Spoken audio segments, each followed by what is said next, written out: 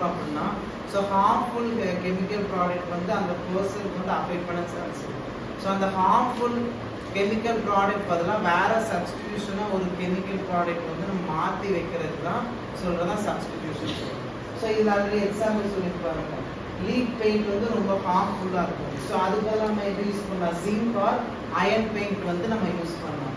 அதே மாதிரி மெர்குரி சால்ட்டும் ஹார்ம்ஃபுல் ஒரு ப்ராடக்ட். ஸோ அதனால சில்வர் சால்ட் வந்து நம்ம யூஸ் பண்ணலாம். ஸோ இந்த மாதிரி ஒரு கெமிக்கல் ப்ராடக்ட் பதிலாக இன்னொரு கெமிக்கல் ப்ராடக்ட் வச்சு நம்ம அதை வந்து வேற ஏதாவது பண்ண முடியுமான்னு சொல்லி இந்த ஹார்ம்ஃபுல் ப்ராடக்ட் பதிலாக வேற இன்னொரு கெமிக்கல் ப்ராடக்ட் சப்ஸ்டிடியூஷன் வச்சு நம்ம சப்ஸ்டிடியூட் பண்ணி அதுக்கு பதிலாக நம்ம வந்து யூஸ் பண்ணுறோம். சரியா? அடுத்த டஸ்ட். ஸோ டஸ்ட் பார்த்தோம்னா ஸோ இப்போ மெயினாக வந்து நிறைய இண்டஸ்ட்ரியில் வந்து கண்டிப்பாக டஸ்ட் இருக்கு. ஏன்னா ஏதாவது ப்ராடக்ட் உடைக்கிறது இல்லை அரைக்கும் போதெல்லாம் நிறைய டஸ்ட் மாதிரி வரும். ஸோ அந்த மாதிரி இருக்கும்போது நம்ம லைட்டாக வாட்டர் தண்ணி தெளிச்சு விட்டு நம்ம வந்து அந்த இடிக்கிறது அரைக்கலாம் பண்ணோம்னா அந்த டஸ்ட் வெளியில வராமல். சரியா? புரிஞ்சா? ஸோ நம்ம மோஸ்ட்லி வீட்லேயே பார்த்துருப்போம். வெளியில நம்ம கூட்டும் போது டஸ்ட் மாதிரிலாம் வரும். ஸோ அதில் வெளியில நமக்கு மேலே படாமல் இருக்கிற லைட்டாக தண்ணி தெளிச்சுட்டு கூட்டுவாங்க. ஸோ அந்த மாதிரி தான் அந்த டஸ்ட் வந்து நமக்கு வராமல் இருக்கிறக்காண்டி லைட்டாக வாட்டர் ஸ்ப்ரே மாதிரி பண்ணி அடுத்த என்க்ளோஷர். ஸோ என்க்ளோஷர் பார்த்தோம்னா ஒரு மிஷின்ஸ் எடுத்தோம்னா அந்த மிஷின் வந்து ஃபுல்லாக என்க்ளோஸ் ஆயிருக்கும். ஏன்னா அதுலேருந்து ஏதாவது ஹீட் வெளியில ப்ரொடியூஸ் ஆகி வெளியில வந்து அந்த ஒர்க்கர்ஸ்க்கு எதாவது அஃபெக்ட் பண்ணலாம். இல்லைன்னா இன்னொன்று வந்து ப்ராடக்ட் ஏதாவது மெட்டீரியல் வந்து ட்ரைன் ஆகும்போது அந்த டஸ்ட்லாம் வெளியில் வரலாம். ஸோ அந்த இது மாதிரிலாம் வெளியில் வராமல் இருக்கிறதுக்காக ஃபுல்லாக அந்த மிஷின் ஸோ அந்த மிஷின் வந்து ஃபுல்லாக வந்து க்ளோஸ் ஆனால் அந்த டஸ்ட் அந்த ஹீட்லாம் வெளியில் வராது. ஸோ அதனால வந்து நம்ம மெயினாக வந்து அந்த மிஷினரிஸ் வந்து ஃபுல்லாக என்க்ளோஸராக இருக்கும். சரி? அடுத்த ஐசோலேஷன். ஸோ இது பார்த்தோம்னா சர்டன் ஒரு சில கெமிக்கல் இல்லை ஹார்ம்ஃபுல் ப்ராடக்ட்லாம் பார்த்தோம்னா தனியாக ஐசோலேட் பண்ணி வச்சுருக்கணும். பர்டிகுலர் பர்சன் மட்டும் தான் யூஸ் பண்ணுற மாதிரி இருக்கும்.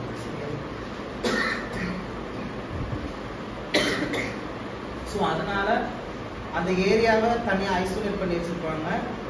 எல்லாரும் யாரும் ரொம்ப நிறைய பேர் போகாத மாதிரி ஒரு பர்சன் 2% மட்டும் அந்த சப்ஸ்டன்ஸ் யூஸ் பண்ணுற மாதிரி அவங்கள தனியாக ஒரு ஐசோலேட் பண்ணி வச்சுருக்கோம். ஸோ அதனால ரொம்ப ஹசார்ட்ஸ் ரொம்ப ஜாஸ்தியாக வராமல் இருக்கிறாங்க.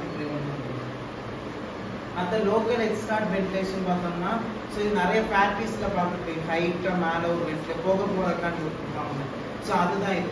ஸோ இப்போ இங்கே ஒரு மிஷின் இருக்குன்னா அதுலேருந்து புகை வெளியில் போகுதுன்னா டைரெக்டாக வந்துன்னா ரொம்ப டாப்பில் வந்து அந்த வென்டிலேஷன் மாதிரி ஃபார்ம் பண்ணி வெளியில் வரும். ஸோ அதான் லோக்கல் எக்ஸ்டார்ட் வென்டிலேஷன். அது ப்ரொடெக்டிவ் டிவைசஸ். ஸோ இது வந்து கண்டிப்பாக எல்லா இண்டஸ்ட்ரியிலும் கண்டிப்பாக யூஸ் பண்ணுவாங்க. ஸோ மோஸ்ட்லி க்ளவுஸ், கோகுல்ஸ், மாஸ்க் இந்த மாதிரிலாம் கண்டிப்பாக ரெஸ்பிரேட்டர்ஸ் இதெல்லாம் வந்து மோஸ்ட்லி டஸ்ட்டு நம்ம மேலே நம்ம இன்ஹேல் பண்ணாமல் இருக்கிற மாஸ்க்கு அது மாதிரி அந்த அல்ட்ரா ரேஸ் இந்த ரேடியேஷன் ஜாஸ்தியாக இருக்கிறவங்கலாம் கண்டிப்பாக கோகுல்ஸ் போட்டிருப்பாங்க. இந்த மாதிரிலாம் ப்ரொடெக்டிவ் எய்ட்ஸ் வந்து நம்ம நிறைய சொல்லலாம். அடுத்த என்விரான்மெண்டல் மானிட்டரிங் பார்த்தோம்னா ஸோ லைக் சுற்றி என்விரான்மெண்ட்லாம் வந்து எப்படி இருக்குன்னு மானிட்டர் பண்ண ஒரு டீம் இருப்பாங்க. ஸோ அதை அடிக்கடி அவங்க மானிட்டர் பண்ணுற மாதிரி இருக்கும். அடுத்த ஸ்டாட்டிஸ்டிக்கல் மானிட்டரிங். ஸோ இதில் பார்த்தோம்னா மெயினாக அந்த இண்டஸ்ட்ரியில் வந்து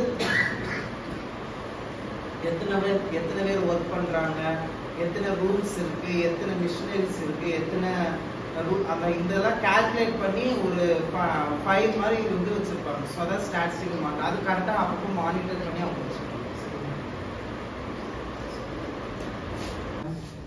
சரி, நம்ம வந்து இன்னைக்கு வந்து ஸோ ப்ரிவென்ஷன் ஆஃப் ஆக்குபேஷனல் ஹசார்ட்ஸோட கண்டினியூஷன் பார்க்கலாம். ஸோ நம்ம என்ன நேற்று ரெண்டு நாள் என்ன பார்த்தோம்னா மெடிக்கல் மெஷர்ஸும் இன்ஜினியரிங் மெஷர்ஸ் பார்த்தோம். ஸோ இன்னைக்கு வந்து லெஜிஸ்லேட்டிவ் மெஷர்ஸ். ஸோ இதில் பார்த்தோம்னா 2 ஆக்ட் நம்ம யூஸ் பண்ணுவோம்.